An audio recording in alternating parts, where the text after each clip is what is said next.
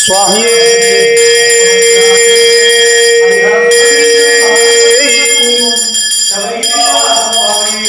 वरांगुशौ पाशमपीति मुद्रां करैर्वहन्तीं कमलासनस्तां भालार्ककोटिप्रतिभां त्रिनेत्रां भजेऽहमाद्यां भुवनेश्वरीं ताम् करुणासागरं शान्तं अरुणाचलवासिनं शेषाद्रिनाथगुरुं वन्दे ब्रह्मेभूतं जगद्गुरुं श्रीकान्तो मातुलो यस्य जननी सर्वमङ्गला जनकः शङ्करो देवतं वन्दे कुञ्जराननं श्रीनिधिर्यस्य जननी जननी चापि पार्वती जनकः कुञ्जरो देवतं वन्दे भूतनायकम्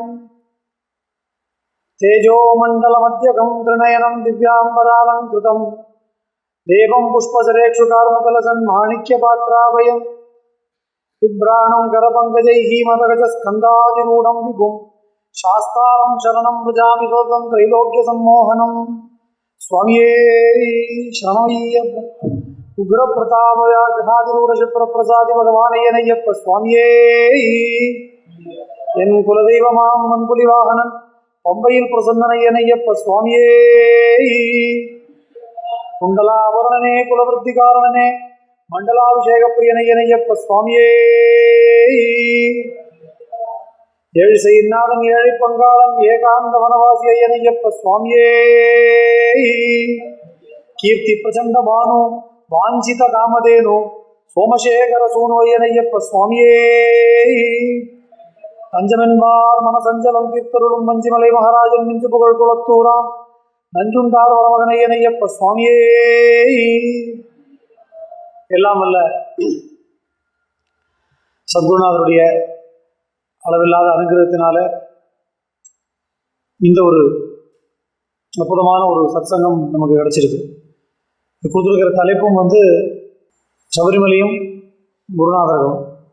அந்த சபரிமலையோட மொத்த தத்துவமும் எங்கே இருக்குன்னா அந்த குரு தத்துவத்துக்குள்ளே இருக்கு. இந்த ஒவ்வொரு வழிபாட்டுக்கும் ஒரு நோக்கம் அப்படின்னு ஒன்று இருக்கும். எந்த ஒரு தெய்வமாக இருந்தாலும், எந்த ஒரு மார்க்கமாக இருந்தாலும், எந்த சம்பிரதாயமாக இருந்தாலும் அதோடைய நோக்கம் அப்படிங்கிறது ரொம்ப முக்கியமான ஒரு விஷயம். சபரிமலையுடைய ரொம்ப விசேஷமான ஒரு தன்மை என்ன அப்படின்னா, நமக்கு ஞானத்தை கொடுக்கறது அப்படிங்கிறது தான் சபரிமலை வழிபாட்டுடைய நோக்கம். பல பேருக்கு அதுவே தெரியல, எதுக்கு சபரிமலை போகிறான்னு தெரியாது. எல்லாரும் போகிறோம், நானும் போகிறேன். இந்த ஒரு சபரிமலை யாத்திரை அப்படிங்கிறது கிட்டத்தட்ட நம்மளுக்கு ஒரு மோட்ச யாத்திரை மாதிரி. இப்போ பல நேரங்களில் நம்ம ஏன் பண்ணுறோம், எதுக்கு பண்ணுறோம்னு தெரியாமல் பல காரியத்தை பண்ணிட்டு இருக்கோம். திருவண்ணாமலை மோட்சபுரி. திருவண்ணாமலை கிரிவில் எதுக்கு போகிறோன்னே தெரியாமல் அங்கே போனால் கல்யாணமாகும், வேலை கிடைக்கும் அப்படின்னு சொல்லிட்டு போயிட்டு இருக்காங்க எல்லாரும். ஸ்மரணாத் அருணாச்சலம் தர்சனாத் அப்ரதசி ஜனநாத் கமலாலேயே காசியாந்து மரணான் முக்தி ஸ்மரணாத் அருணாச்சலம். மோட்சத்துக்கு பலவிதமான சாதனங்கள் சொல்லியிருக்கு. சிதம்பரத்தில் போய் தரிசனம் பண்ணினா மோட்சம், திருவாரூரில் போய் பிறந்தால் மோட்சம். சிதம்பரத்துக்கு தரிசனம் பண்ணணும்னா இங்கேருந்து முயற்சி பண்ணிட்டு போகணும். போகிற நேரத்துக்கு கோவில் திறந்துருக்கணும். நிறைய இருக்குது. பிறக்கிறது நம்ம கையில் இல்லை. ஜனநாத் கமலாலய காசியில் போய் திருவாரூரில் போய் பிறக்கணும். காசியாந்து மரணான் முக்தி, காசியில் மரணம் அடைஞ்சால் முக்தி. அதுவும் நம்ம கையில் இல்லை. எப்போ போகிறோம் தெரியாது. எத்தனையோ பேர் கடைசி காலத்தில் காசியில் இருக்கணும்னு 15 வருஷம் 20 வருஷம் அங்கே இருப்பான். பேரம் வருவான், தாத்தா எனக்கு கல்யாணம், அதுக்காவது நீ வர வேண்டாமா, 20 வருஷமா இங்கே இருக்கியே. சரி பாச விடாது, காசிக்கு போயும் கல்யாணத்துக்கு மட்டும் திரும்பி வந்துடுறேன். ட்ரெயின் ஏறுவார், காசி எல்லையை தாண்டின உடனே ட்ரெயின்லேயே போயிடுவார்.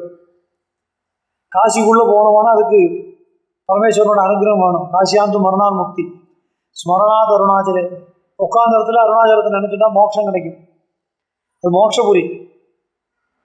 மோட்சம் கொடுக்கக்கூடிய சாதனமான அந்த பரமேஸ்வரன் போயிட்டு எனக்கு வேலை பரவாயில்ல ஆகணும், பேங்க் லோன் தீரணும்னு கேட்டுட்டு இருந்தோம்னா எங்கே எதை கேட்கணும்னு இருக்கு இல்லையா? அது பரமேஸ்வரன் தரமாட்டார்னு நான் சொல்ல வரல. ஆனால் எங்கே எதை கேட்கணும்னு இருக்கு.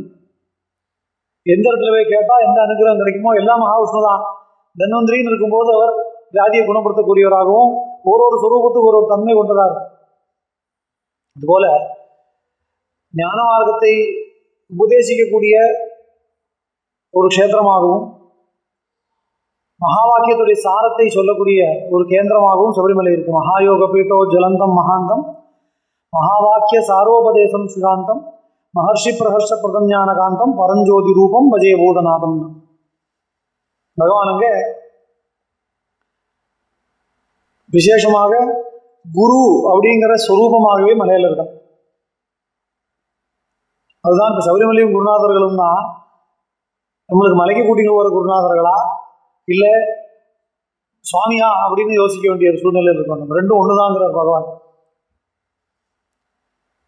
ஏன்னா எந்த ஒரு வித்தியுமே குருமூலமாக வரும்போதுதான் அது பிரயோஜனப்படும். பன்னரும் வேதங்கள் படித்து உணர்ந்தாலும் குருவருள் இல்லையே திருவருள் இல்லை. இந்த சபரிமலை இப்போ என்னோட இன்ட்ரடக்ஷன் சொல்லும்போது சொன்னார், இந்த பூதநாத உபாக்கியானம்னு சொல்லக்கூடிய புஸ்தகம், அப்புறம் பூதநாத கீதை. பூதநாத உபாக்கியானத்துக்குள்ள அந்த கீதை இருக்கு. எப்படி பகவத்கீதை அர்ஜுனனுக்கு கிருஷ்ணர் உபதேசம் பண்றாரோ அதுபோல பூதநாத கீதை பகவான் தன்னுடைய வளர்ப்பு தந்தையான ராஜசேகர பாண்டியனுக்கு உபதேசம் பண்றார். 8 அத்தியாயம் பகவத்கீதை, 18 அத்தியாயம் போல இதுல 8 அத்தியாயம். இந்த பூதநாத கீதைங்கிறது பூதநாத உபாக்கியானம்னு சொல்லக்கூடிய புஸ்தகத்துக்குள்ள இருக்கு. இதுதான் பகவானுடைய ஒரே ஆத்தன்டிக் புராணம்.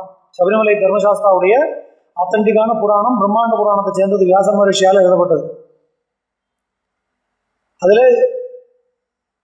சூத பௌராணிகர்கிட்ட சவுனகாதி ரிஷிகள்லாம் கேட்கிறார், இது மாதிரி வரப்போற கலியுகம், ரிஷிகளுக்கு எப்பவுமே நம்ம மேல கவலை ஜாஸ்தி, நம்ம எல்லாம் நன்னா இருக்கணும் சௌக்கியமா இருக்கணும் அப்படிங்கிற எண்ணம் உள்ளவா.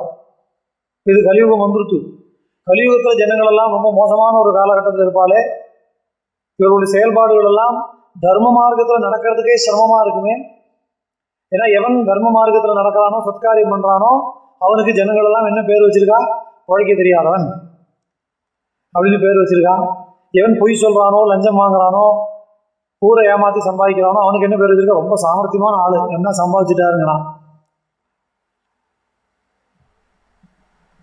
தர்மம் அப்படிங்கிற அந்த பசு கிருதயுகத்துல 4 காலோடையும், திரேதாயுகத்துல 3 காலோடையும், துவாபர யுகத்துல 2 காலோடையும் இருந்து கலியுகத்துல 1 காலோட நிற்கிறதான். ஏன்னா கலியுகத்துல தர்மம் அப்படி க்ஷீணிச்சு போகக்கூடிய ஒரு நிலைமை வந்துடும். நான் சொன்னது போல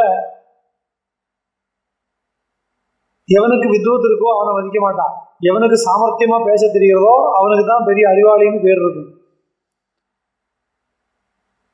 ஒருத்தனுடைய புத்தியை வச்சோ அறிவை வச்சோ அவனை இட போட மாட்டான். அவன் பார்க்கறதுக்கு எப்படி இருக்கான்ங்கிறத வச்சுதான் அவனுக்கு மதிப்பு இருக்கும். சொந்த அப்பா அம்மாவை வீட்டில் வச்சுக்க மாட்டான். தன்னுடைய கூட பிறந்தவாளை விட தன்னுடைய மனைவியோட கூட பிறந்தவாளோட தான் ரிலேஷன்ஷிப் நல்லா இருக்குமா. நான் சொல்லலை, இது எதுவுமே இதெல்லாம் புராணம் சொல்றது. மக்களுக்கு உபகாரம் பண்ண வேண்டிய ஆட்சியாளர்களே மக்களை சுரண்டி சாப்பிடக்கூடிய நிலைமை உண்டாயிடும். கோவில்களை எல்லாம் பணம் சம்பாதிக்கக்கூடிய இடமா மாத்திடுவா. யஜ்ஞோபவீதம் அப்படிங்கிறது வெறும் ஒரு அலங்கார வஸ்துவா மாறிடும். அதுக்குண்டான விஷயங்கள் எதுவுமே பண்ண மாட்டான், சம்ஸ்காரங்கள் பண்ண மாட்டான். இதெல்லாம் புராணம் சொல்றது. அடுத்து ஒரு முக்கியமான ஒரு ஸ்டேட்மெண்ட் சொல்றது, நான் எல்லா மேடையிலையும் சொல்றேன், நிறைய பேருக்கு பிடிக்காது, இருந்தாலும் சொல்லிடுறேன். கிரகத்துக்குள்ள பசுமாடு இருந்தது போய் நாய் வந்துருது. நான் சொல்லலை, நீ என்ன புராணம் ஸ்ரீமத் பாகவத்தை எடுத்து பாருங்க, எல்லா புராணத்தையும் சொல்லியிருக்குது. இது எல்லாம் புராணம் சொல்லக்கூடிய வாக்கியம். அப்படி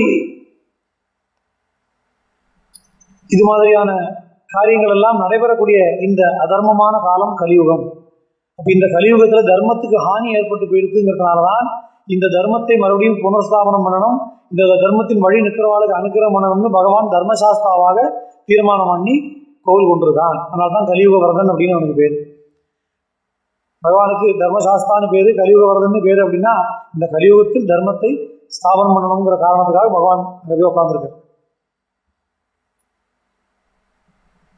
ஏன்னா எப்போ கஷ்டப்படுறோமோ அப்பதான் உபகாரம் கிடைக்கணும். எப்போ பசி இருக்கோ அப்போ கிடைச்சா தான் சாப்பாடு நல்லா இருக்கும். பசி இல்லாத நேரத்தில் நமக்கு பிடிச்ச ஐட்டமே இருந்தாலும் சாப்பிட தோணாது. எப்போ தேவையோ அப்போ கிடைக்கணும். இங்கே ப்ராப்ளமான காலகட்டத்தில் பகவான் வந்து நமக்கு அனுகிரகம் பண்ணணும்னு தீர்மானம் பண்ணதுனால இந்த கலியுகத்தில் இன்னொரு விசேஷம் உண்டு. இந்த ஒவ்வொரு யுகத்துக்கும் ஒரு தர்மம் சொல்றான். இப்போ கிருதயுகத்திலையும் திரேதாயுகத்திலையும் துவாபர யுகத்திலையும் பகவானை சாதாரணமாக பார்த்துட முடியும். கிருதயுகத்தில் நேருக்கு நேராக பார்க்க முடியும், திரேதாயுகத்தில் தபஸ்னால பார்க்க முடியும், துவாபர யுகத்தில் யஜ்யங்களால் பார்க்க முடியும், கலியுகத்தில் அதுக்குன்னு ஒரு மார்க்கம். பகவானை ஸ்மரிக்கிறதுனாலையும் பகவான் சொன்ன மார்க்கத்தில் நம்ம நடக்கிறதுனாலையும் நாமஸ்மரணத்தினாலையும் தொடர்ந்து இந்த மாதிரியான காரியங்கள் பண்ணுறதுனால சுவாமியோட கிருபை நமக்கு கிடைக்கிறதுங்கிற. ஏன் அப்படின்னா மறுபடியும் இந்த யுகத்தை பற்றி எதுக்கு பார்க்கணும் அப்படின்னா, இந்த ஒரு யுகத்திலையும் இந்த தர்மத்துடைய தன்மை எப்படி மாறி இருக்கு அப்படின்னா, கிருதயுகத்தில் தேவலோகம் அசுரலோகம் தனியாக இருந்தது. எப்போ அதர்மமான காரியங்கள் அசுரர்களால் ஏற்படுறதோ பகவான் இந்த தேவலோகத்திலிருந்து அங்கே போய் அவளை சம்ஹாரம் பண்ணான். திரேதாயுகம் வந்தது, ராமாவதார காலம். ராமாவதார காலத்தில் ஒரே உலகத்தில் தர்மமும் அதர்மமும் இருந்தது. ராமனும் அயோத்தியாவில் இருந்தார், ராவணன் லங்கையில் இருந்தான். அதர்மமான காரியம் தலை தூக்கின போது பகவான் அங்கேருந்து கிளம்பி அங்கே போய் சம்ஹாரம் பண்ணிட்டு வர்றார். ஒரே உலகத்தில் 2 பகுதியில். அடுத்தது துவாபர யுகம் வந்தது, ஒரே குடும்பத்துக்குள்ளே 2 பேரும் வந்துட்டான். பாண்டவர்களும் கௌரவர்களும் ஒரே குடும்பத்தை சேர்ந்தவா, சித்தப்பா பெரியப்பா பசங்க. அவன் அதர்மமான காரியம் பண்ணின போது பகவான் தர்ம வழியில் இருக்கக்கூடிய பாண்டவர்கள் பக்கம் நின்று அதர்மிகளான கௌரவர்கள் அழிக்கிறான். அடுத்தது கலியுகம் வந்தது. ஒருத்தனுக்குள்ளேயே தேவனும் இருக்கான், அசுரனும் இருக்கான், நம்மளுக்குள்ளேயே இருக்கான். நம்மளே ஒரு சமயம் தர்மமா இருக்கும், நம்மளே ஒரு சமயம் அதர்மமா இருக்கும். இப்போ சமஹாரம் பண்றதுன்னா யாரை பண்றது? சமஹாரம் பண்ணணும்னு பகவான் தீர்மானம் பண்ணா ஒருத்தர் கூட தப்பிக்க முடியாது. ஏன்னா நம்ம ஏதோ ஒரு காலகட்டத்தில் நம்ம தேவனா இருக்கும், ஒரு காலகட்டத்தில் அசுரனா இருக்கும். அதனால பகவான் என்ன பண்ணார்னா, கலியுகத்திலே மனுஷனை சம்ஹாரம் பண்ண முடியாது, மனுஷனுக்குள்ள இருக்கக்கூடிய அதர்மமான எண்ணங்களை, கெட்ட எண்ணத்தை சம்ஹாரம் பண்ணணும்னு தீர்மானம் பண்ணார். அதனால இந்த கலியுகத்துல இந்த ஐயப்பனுடைய வழிபாடை நமக்கு காட்டி கொடுத்து, பகவான் சாஸ்தாவுடைய வழிபாடு ரொம்ப காலமா இருக்கு. சபரிமலை கோவில் ஏதோ 60 வருஷமா வந்தது, 70 வருஷமா வந்து பல பேர் நினைச்சிட்டு இருக்கா. அப்படி இல்லை. நிறைய பேருக்கு இந்த சம்சயம் வரும், இந்த சபரிமலை வழிபாடு எப்போ தொடங்கிது, தர்மசாஸ்தாவுடைய அவதாரம் நடந்த காலம் என்ன? ரொம்ப முக்கியமான ஒரு கொஸ்டின் பல பேருக்கும் வரும். ரொம்ப கிளியரா ஆன்சர் இருக்கு. ஏன் அப்படின்னா, கண்டிப்பா நிறைய பேர் நினைச்சிருக்கா கலியுகத்தில் நடந்ததுன்னு. கலியுகத்தில் நடக்கல. ஏன் சொல்றேன்னா, புராணத்துல ரொம்ப தெளிவா இருக்கு, கிருஷ்ணனுடைய அவதாரத்துக்கு அப்புறம் ராட்சசர்கள் கிடையாது. கிருஷ்ணனுடைய பூலோக அவதாரம் முடிஞ்சு பகவான் கிளம்புறதுக்கு அப்புறமா கலியுகம் பிறக்கிறது. இப்போ கலியுகத்துல ராட்சசாலுக்கு இடம் இல்லைன்னா நம்ம தான் ராட்சசனுக்கு போட்டியா இருக்கும். ராட்சசன்லாம் என்ன அக்கிரமம் பண்ணணும், அதோட ஜாஸ்தி அக்கிரமம் நம்ம பண்ண ஆரம்பிச்சதால ராட்சசன் முடிவு பண்ணிட்டானுமே நம்மளோட பெரிய ஆள்லாம் இருக்கான், நமக்கு வேலை இல்லைன்னு. அப்போ கலியுகத்துல ராட்சசர்களுக்கு இல்லைன்னு சொல்லி புராணங்கள் கிளியரா சொல்றது. அப்போ அதுக்கு முன்னாடி, அது துவாபர யுகத்துக்கு முன்னாடி. துவாபர யுகத்துக்கு முன்னாடினா எப்போ அப்படின்னா, பகவானால மர்தனம் பண்ணப்பட்ட மகிஷி இருக்காளே, அந்த மகிஷிக்கு ஒரு பிள்ளை இருக்கான். இந்த மகிஷியுடைய பிள்ளைக்கு துந்துபின்னு பேர். அந்த துந்துபியை தான் ராமாயணத்தில் இருக்கக்கூடிய வாலி கொல்றான். அப்போ ராமாயணத்துக்கு சமகாலத்தில் நடந்த சரித்திரம் இது. ராமாயண காலத்தில் நடந்த சரித்திரம் தான் பகவானுடைய சரித்திரம். பகவான் வந்து மகிழ சம்ஹாரத்துக்காக மணிகண்டகுமாரனாக அவதாரம் பண்ண சரித்திரம் ராமாயண காலத்தில் நடந்தது. ஆனா கலியுகத்து ஜனங்கள் இதை தெரிஞ்சுக்கணும். கலியுகத்துல வந்து கலி பிறந்து 5000 வருஷம் ஆகும்போது இன்னும் மோசமான காலங்கள் ஆரம்பிக்கும்னு புராணங்கள்ல சொல்லியிருக்கு. அதனால கரெக்டா அந்த மாதிரியான காலகட்டத்தில் தான் சபரிமலை வழிபாடு பிரக்யாதி அடைய ஆரம்பிச்சு. அவ்வளவுதான் விஷயம். அதெல்லாம் அதுக்கு முன்னாடியிலேருந்தே கோவில் இருக்கு, வழிபாடுகள் இருக்கு. இன்னைக்கு சுமார் ஒரு 80-90 வருஷமா தான் சபரிமலை கோவில் நிறைய பேருக்கு தெரிய ஆரம்பிச்சதுன்னு நினைச்சுட்டு இருக்கோம். அதுக்கு காரணம் என்ன நடந்ததுன்னா, 1950 நடந்த தீ விபத்து.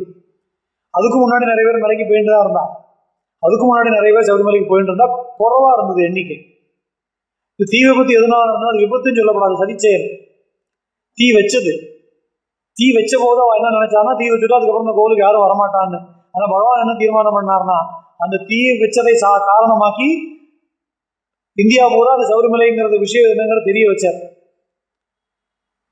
அதுக்கப்புறம் இப்படி ஒரு கோவில் இருக்காமே, விரதம் இருந்து தான் போனோமாமே, ரொம்ப கஷ்டமாமேன்னு கேள்விப்பட்டு தமிழ்நாட்டில் இப்போ இன்டீரியர் தமிழ்நாடு அவளுக்கு அப்போ தெரியாது கோவிலை பற்றி, அவள்லாம் வர ஆரம்பிச்சான். அது மாதிரி ஒரு தடவை சபரிமலைக்கு பிரச்சனை வரும்போதும் பகவானோட கீர்த்தி ஜாஸ்தியாகுது. இப்போ கேசம் போட்டான், இப்போ வரும்போது டெய்லி 1 லட்சம் பேர் வந்துருந்தோம். அதனால இதெல்லாம் நம்ம அறிவை கொண்டு தீர்மானிக்க முடியாது. பகவானுடைய விஷயம், அவர் எப்பப்பெல்லாம் அவருக்கு பிரச்சனை வருதோ அப்பப்பெல்லாம் அவர் கீர்த்தியோட வெளியில வர்றார். அவர் உண்டான நாள்லேருந்து இதுதான். அவரை அழிக்கணும்னு பார்த்தான், விஷத்தை கொடுத்தான். விஷத்தை குடிச்சதுக்கு அப்புறம் அவர் அதுக்கப்புறம் முன்னிருந்த சரீரத்தோட சொர்ண சரீரத்தோட சரியானார். அதுக்கப்புறம் காட்டு கமிச்சா புளி அடிச்சிருந்தும் புளிப்பால் கொண்டு வாங்கினான். புளிப்பால் கொண்டு வந்ததுக்கு அப்புறம் தான் அவரோட கீர்த்தியை வெளியில தெரிய ஆரம்பிச்சு. அதுபோல எப்பப்பெல்லாம் அவர் பிரச்சனை உண்டாக்குறாரோ அப்பப்பெல்லாம் இன்னும் பன்மடங்கு வெளியில வர அவர் அப்படி சங்கல்பம் பண்ணிட்டு இருக்கார்.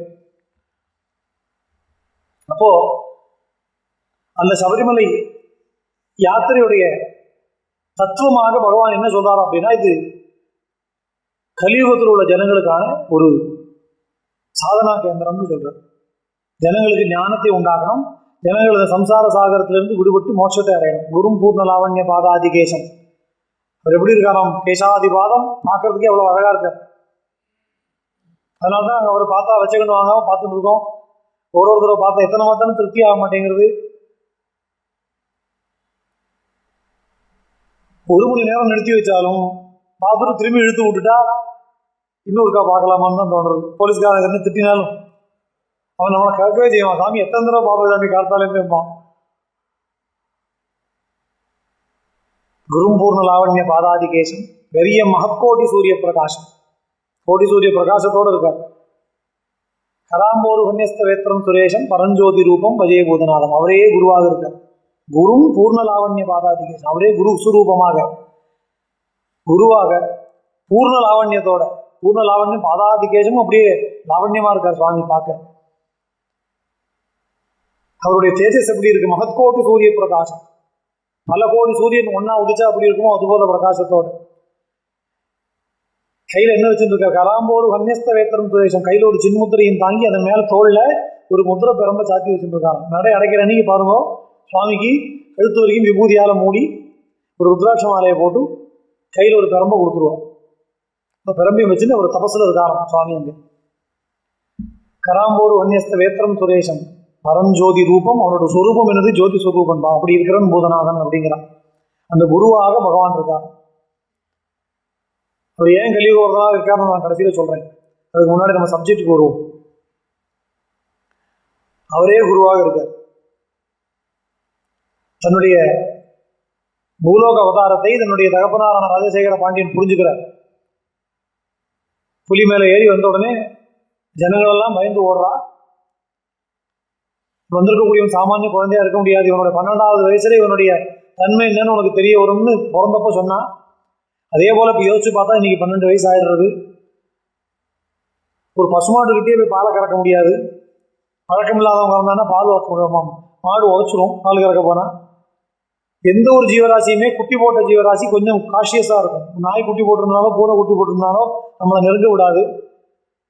பால் வேணுமானா புலி குட்டி போட்டிருந்தா தான் புலிப்பால் எடுக்க முடியும். சாதாரணமான இது மிருகங்களே ஆக்ரோஷமா இருக்கும்போது புலி எப்படி இருக்கும்? அப்படிப்பட்ட புலியை அடக்கிறது மட்டும் இல்லாமல் அந்த புலி மேல ஏறி உட்காந்துட்டு புலி கூட்டத்தோட வந்திருக்கானே. அதுவும் எந்த புலின்னு சொல்லலையாம், புலிப்பால்னு சொன்னானாம். அதனால கடுவா புலிகள் 1 கோடி, கரும்புலிகள் 1 கோடி, புள்ளி புலிகள் 1 கோடி, வரிப்புலிகள் 1 கோடின்னு பகவான் கூட்டின்னு வந்தாராம். எதுக்கும் இருக்கட்டும். கொண்டு வந்ததுக்கு அப்புறம் இதை சொல்லலையே, இப்போ வேற சொன்னேன்னே சொல்லிடக்கூடாது. அதனால எல்லா புலிகளையும் வெரைட்டியில ஒன்னா இருக்கட்டும்னு எல்லாத்தையும் 1 கோடி கொண்டு வந்துட்டாங்க. இத்தனை புலிகளும் வந்த உடனே பட்டணம் பதறி ஓடுறது. அதை பார்த்த உடனே தான் ராஜனுக்கு தெரியுது, இது இன்னைக்கு 12வது வருஷம். மனிதனால நினைச்சு பார்க்க முடியாத ஒரு சமாச்சாரத்தை சாதாரணமாகவே புலிட்டு போக முடியாது. அதுவும் குட்டி போட்ட புலி, அதுவும் இத்தனை கோடிக்கணக்கான புலிகள் சொல் பேச்சு கேட்டு நடந்த உடனே அவன் மனுஷன் இல்லை, இவன் தெய்வ பிறவிதான் செஞ்சு நமஸ்காரம் பண்றான். அப்போ இவன் தான் தெய்வம் அப்படிங்கிறதை உணர்த்துறதுக்கு அவனுக்கு அப்போ மனசுல சம்சயம் தீரலை. இது என்ன நடக்கிறது? இது மாயமா மந்திரமா? இவன் சாமானிய மனுஷன்லே தெரியறது பற்றி இவன் யாருன்னு தெரியலேன்னு சொன்ன போது அகஸ்திய மகரிஷி வர தொட்டுக்காட்ட குரு தானே வருவார். தொட்டுக்காட்ட குரு தானே வருவார். நம்ம தயாராயிட்டோம் அப்படின்னா நமக்கான குரு எங்க இருந்தாலும் நம்மளை கொண்டே அவர்கிட்ட சேர்த்துரும், அவரை கொண்டு நமக்கு முன்னாடி சேர்த்துரும்.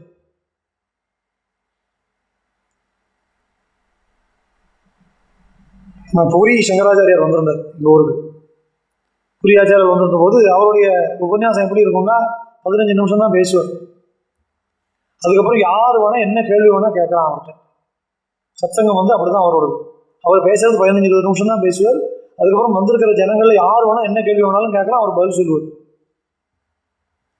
நல்ல தேங்காய் உடைச்ச மாதிரி தான் பேசுவார். அப்போ ஒருத்தர் இந்த மாதிரி கேட்டா, நான் 4-5 குருகிட்ட போயிட்டேன், எனக்கு மனசு திருப்தியே ஆகலை அப்படின்னு. அவர் திருப்பி கேட்டார், நீ 1ஆம் கிளாஸ் படிக்கிற, நீ யூனிவர்சிட்டி சொல்லித்தர குருகிட்ட டீச்சர்கிட்ட போனேன்னா உனக்கு என்ன புரியும் அப்படின்னு.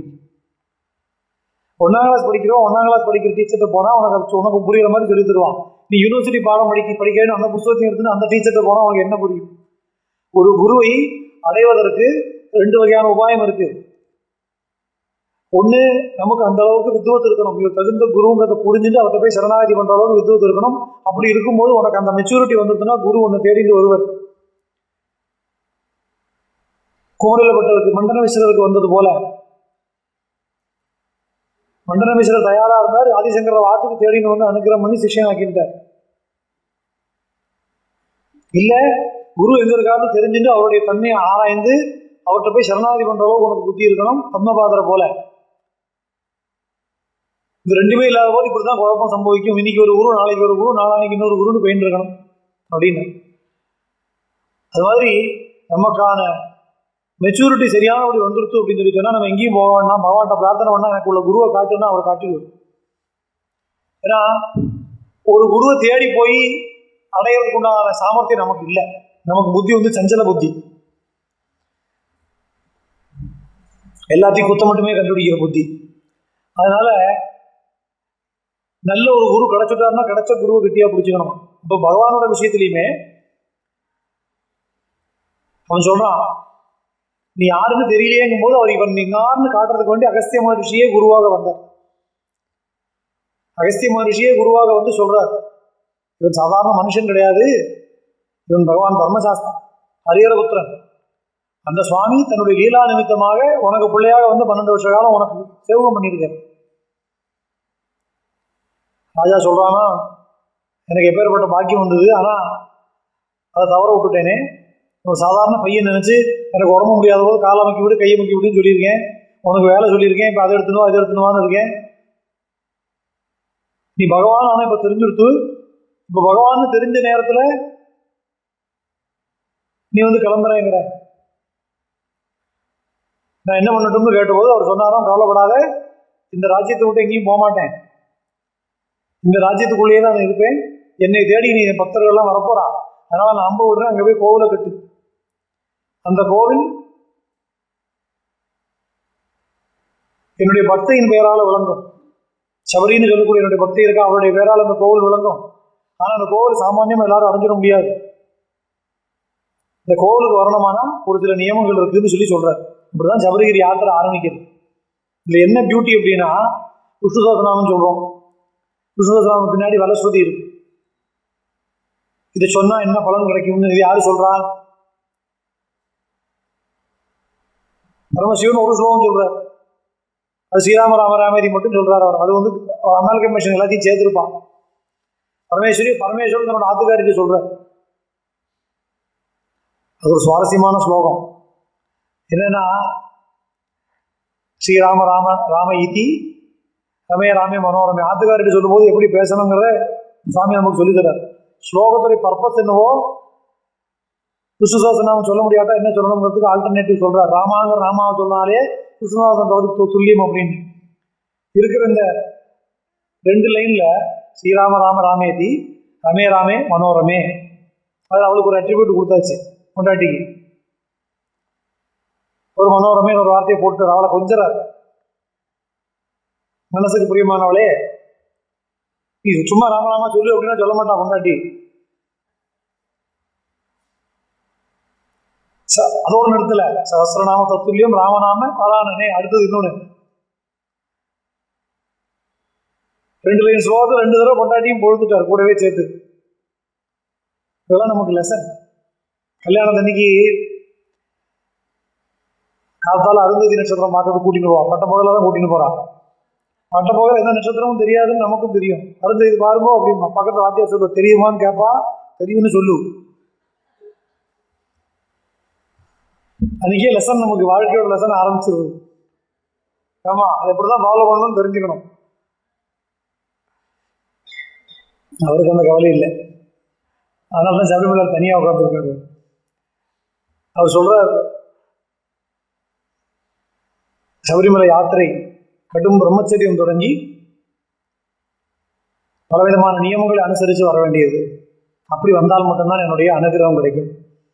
இந்த கலியுகத்து ஜனங்கள் பலவிதமான லௌகீக வாழ்க்கையில சூழலக்கூடியவர்கள். அதிலிருந்து விடுபட்டு இந்த யாத்திரை விதியை நிர்ணயித்து இந்த விரதங்களை அனுஷ்டிச்சு வரணும் அப்படின்னு சொல்லி சுவாமி சொல்றார். அப்படி சொல்லும்போது அதுதான் பூதநாத உபாக்கியானத்துல தனி சாப்டர்.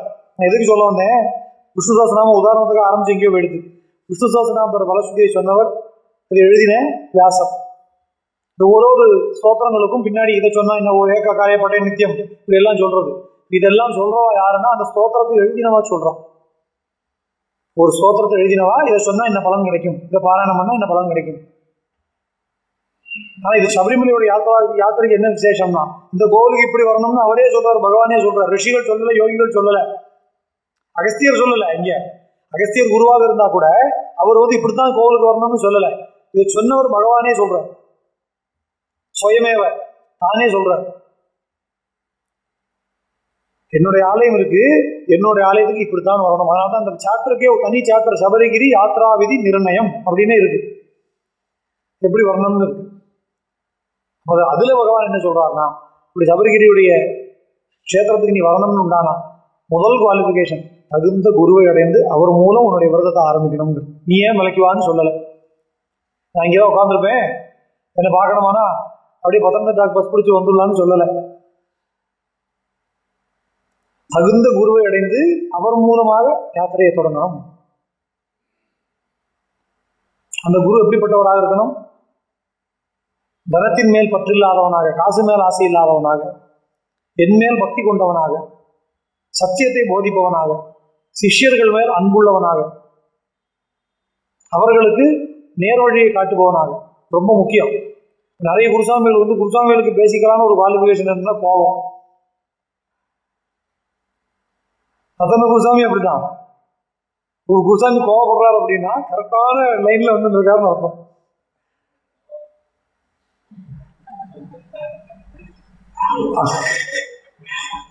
ஒரு காத்தால சொன்னேன் என்கிட்ட, உங்களோட ஒரு வார்த்தையை நான் மறக்க மாட்டேன் அப்படின்னு. என்னன்னா எனக்கு குருசாமியோட நிலைமை அது மாதிரி. என்னன்னா நான் நிறைய உபநேகத்தில் சொல்லுவேன், உரலுக்கு ஒரு பக்கம் இடி, மத்தளத்துக்கு 2 பக்கம் இடி, குருசாமிக்கு எல்லா பக்கமும் இடி. நாங்கள் பெரியானோட்டத்துக்கு இருந்தபோது, பெரியா மகரவளத்துக்கு இருப்போம், பெரியானோட்டத்தில் நம்ம பக்கத்து விரியில பாடின்னு இருந்தான். அவளுக்கு பாவம் ஏதோ ஒரு பஜனையில கேட்டு பாட்டு எழுதிட்டு இருக்கா, பாட்டோட லிரிக்ஸ் சரியா தெரியல. ஒரு அபங்கு இருக்கு, குரு அபங்கு, குரு தியாகி குரு தியாகின்னு. அவன் அதை எழுதிட்டு இருக்க சரியா அவளுக்கு புரியல. பாருங்க, குரு தியாகி குரு தியாகின்னு பாடினான். அது ரொம்ப சத்தியம் பேசுறான் அப்படின்னு. ஏன்னா ரொம்ப கஷ்டமான விஷயம் குருசாமியா இருக்கிறது. சிஷ்ய சாமியா இருக்கிறது ரொம்ப ஈஸி. போனோமா, கட்டு கட்டினோமா, சாமியை பார்த்தோமா, சந்தோஷமா, நான் 10 தடவை பார்த்தேன், 20 தடவை பார்த்தேன், சந்தோஷமா வந்தோம். குருசாமி அப்படி இல்லை. இங்கேயிருந்து கிளம்பும் போது ஆரம்பிச்சிடும். எங்க ஊர்ல ஒரு குருசாமி இருக்காரு. அவர் கார்த்திகை மாதம் 1ஆம் தேதி ஆச்சுன்னா முதல்ல என்ன செய்யுமா, சரணம் கூப்பிடு, எனக்கு பொறுமையை கொடுறா ஐயப்பா. இங்கேயிருந்து கிளம்பினதுலேருந்து கட்டு கட்டுறதுக்கு அப்பதான் வருவான். இருமுடி கட்டும்போது பார்த்தோம்னா கயிறம் மறந்துடுவான். அப்ப ஆரம்பிக்கும் பிபி ஏறுறதுக்கு. நம்ம 10 தடவை சொல்லியிருப்போம், எல்லாம் செக் பண்ணிட்டு வாங்கன்னு. வந்து திறந்து பார்த்தா முத்திரை போய் இருக்காது. பின்னாடி 50 பேர் நின்றுட்டு இருப்பான். இது அப்பதான் தேடுவான் ஒண்ணுன்னா. எல்லா இடத்துலயும் இருக்கு, இங்கே இல்லை. 6 மணிக்கு வாங்கினா 8:45 தான் வருவான். இதோட தீராது. அப்புறம் பஸ்ல ஏறி திடீர்னு சம்பந்தம்லாம் ஒரு கோவிலுக்கு நம்ம போயிருப்போம், போற வழியில 5 நிமிஷத்துக்கு வந்திருக்கோம்னா அப்பதான் போய் குடும்பத்தை எல்லாருக்கும் அர்ச்சனை பண்ண போவான். ஆமா, ஊருக்கெல்லாம் ஒரு வழினா 1.5 கண்ணனுக்கு ஒரு வழிங்கிற மாதிரி அவன் தனியா போய் ஏதோ ஒன்று பண்ணிட்டு இருப்பான். இதெல்லாம் பண்ணி முடிஞ்சு இதுக்கெல்லாம் குருசாமி எதுவும் சொல்லவும் கூடாது. சொன்னா அவர் குருசாமி என்ன திட்டுறாருன்றான். இது முடிச்சு மேல போய் சபரிமலைக்கு வந்தாச்சுன்னா இவன் எல்லாரும் வந்தாச்சா, எல்லாரும் பெரியவாதை முடிச்சு ஒரு பாயிண்ட்லயும் வந்துட்டானான்னு பார்க்கணும். சாப்பிட்டானா, 18ஆம் படி ஏறினானா, ரூம் கிடைச்சதா, எல்லா தேங்காயும் உடைச்சாச்சா, அதுக்கப்புறம் இப்போ நீங்க விஷயம் முடிச்சா. இப்போ குருசாமி மண்டல் இதுதான் இருக்கும். நீங்க சாமியை பார்த்தாலும் நன்னா அப்படின்னா சந்தேகம்தான். அப்போ குரு தியாகி தான். அப்போ குரு அவன் என் கூட இருந்தவன் அவன் சொல்லி தட்டுமா, நான் ஒன்றும் திருத்தரவன் அவன் கரெக்டாக தான் பாடுறான். என்ன குரு தியாகினே அவன் பாடட்டும், ஒரு நாள் உண்மையை பாடட்டும். அப்போ ஒரு நல்ல குரு அப்படிங்கிறது கிடைக்கிறது துர்லபம்னு பகவான் சொல்றான். சபரிமலை யாத்திரையில அது ரொம்ப முக்கியமான ஒரு விஷயம். பகவான் சொல்லக்கூடிய இந்த குவாலிஃபிகேஷன் எல்லாம் சத்தியத்தை தேடவுனாகவும் சிஷ்யர் என்னதான் கோபமா இருந்தாலும் அவள் தான் சிஷ்யர்கிட்ட அன்பா இருப்பான். இந்த கோபம் எதுக்காகன்னா தப்பு பண்றதுக்காக தான், எல்லாம் சரியா நடக்கணுமே, தப்பு வந்துடக்கூடாதேங்கிறதுக்காக வர கோபம் தான். எல்லாமே பின்ன பாக்கியா தகராறா அதெல்லாம் ஒண்ணும் இல்லை. பகவான் சொல்றான், அப்படி சத்தியத்தின் மேல ஈடுபாடு கொண்டவனாகவும் பக்தர்களுக்கு நல்வழியை காட்டக்கூடியவனாக குரு ஒருத்தன் சத்குரு கிடைக்கிறது கஷ்டம். சாமானியமான குருக்கள் கிடைச்சிருவா, சத்குரு கிடைக்கிறது கஷ்டம். பகவான் சொல்றான், கலியுகத்தில் குரு எப்படி இருப்பான, முக்காவாசி குருக்கள் சிஷ்யச தனஹாரகாங்கிற சிஷ்யனுடைய பைசா மேலதான் ஆசை உள்ளவனா இருக்கான். சத்தியத்தை போதிக்கக்கூடிய இப்படிதான் இருக்கணும் அப்படின்னு கோவப்பட்டு சொல்லக்கூடிய குரு கிடைக்கிறது கஷ்டம் அப்படின்னு பகவானே சொல்றாரு. அவருடைய வாக்குலேருந்து வரும். அதனால சபரிமலை யாத்திரை எப்படி இருக்கணும், முதல்ல குருவின் இடத்துல ஆரம்பிக்கணும். என்னோட ஒரு இன்டர்வியூ வந்திருந்தது சமீபத்தில் ஒரு டிவியில், அதில் நிறைய வைரல் ஆச்சு இந்த குருவை பற்றின கேள்வி. நிறைய பேர் பார்த்துருப்போம். அதுதான் இதே தான் கேட்டான். அதில் ஒரு குருசாமியாக இருக்கிறதுக்கான குவாலிஃபிகேஷன் என்ன, இந்த 10 வருஷம் கோர்ஸ் எல்லாம் கிடையாது. யாருமே சபரிமலைக்கு மலைக்கு மாலை போட்டுக்கும் போது எப்படியாவது மலைக்கு போய் ஒரு குருசாமி ஆயிடணும்னு நினைக்கிறது, அந்த எண்ணத்துல யாரும் மாலை போட்டுக்கிறது இல்லையா. பகவானுடைய அனுகிரகத்தை அடையணும்னு மாலை போட்டுக்கிறோம். ஓவர் பீரியட் ஆஃப் டைம் தேவைப்பட்டா சுவாமி நம்மளை குருசாமி ஆக்குறார், அவ்வளவுதான். இல்லைன்னா 50 வருஷம் ஆனாலும் அதே குருவோட இன்னைக்கு வேலைக்கு போயிட்டு தான் இருக்கும். நமக்கான டியூட்டி என்னன்னு பகவான் தீர்மானிக்கிறார், அவ்வளவுதான். அல்லாம 18 வருஷம் ஆகுதான் அதான் குருசாமி ஆகணும், இல்ல 1008 சரணம் சகசநாமத்தை மனப்பாடமா சொல்லணும், 1008 சரணம் சொல்லணுங்கிறதெல்லாம் இல்லை. நான் தான் இந்த இன்டர்வியூலையும் சொல்லியிருந்தேன், குருசாமி ஆகிறதுக்கு அடிப்படை தகுதி முதல்ல சிஷ்யசாமி ஆகிறது. இன்னைக்கு காலகட்டத்தை சொல்ல வேண்டியது. ஏன்னா அந்த குரு பரம்பரைங்கிறது ரொம்ப முக்கியமான விஷயம். ஒரு விஷயத்திலையும் எந்த சம்பிரதாயமாக இருந்தாலும் அந்த குரு பரம்பரை ஒரு வெயிட்டேஜ் உண்டு. நம்ம ஸ்மார்த்த சம்பிரதாயத்துல சதாசிவ சமாரம்பாம் சங்கராச்சாரிய மத்தியமாங்கிறோம். சைவ சம்பிரதாயத்துல சதாசிவ சமாரம்பாம் ஸ்ரீகண்டாச்சாரிய மத்தியமாங்கிறோம். வைஷ்ணவ சம்பிரதாயத்துல லட்சுமிநாத சமாரம்பாம் நாதயாம மத்தியமான்னு சொல்றா. பாபாவோட குரு பரம்பரை இருக்கக்கூடிய வாழ சொல்றா. அப்ப அந்த பரம்பரையோட விசேஷம் என்ன அப்படின்னா, நமக்கு ஒரு குரு இருக்கார், அவருக்கு ஒரு குரு, அவருக்கு ஒரு குரு, அவருக்கு ஒரு குரு, எல்லாருமே ஒருத்தர் சிஷ்யாவா இருந்து குருவாக மாறினவன். இந்த குரு தத்துவமே அப்படி ஒரு வசதியான ஒரு தத்துவம்.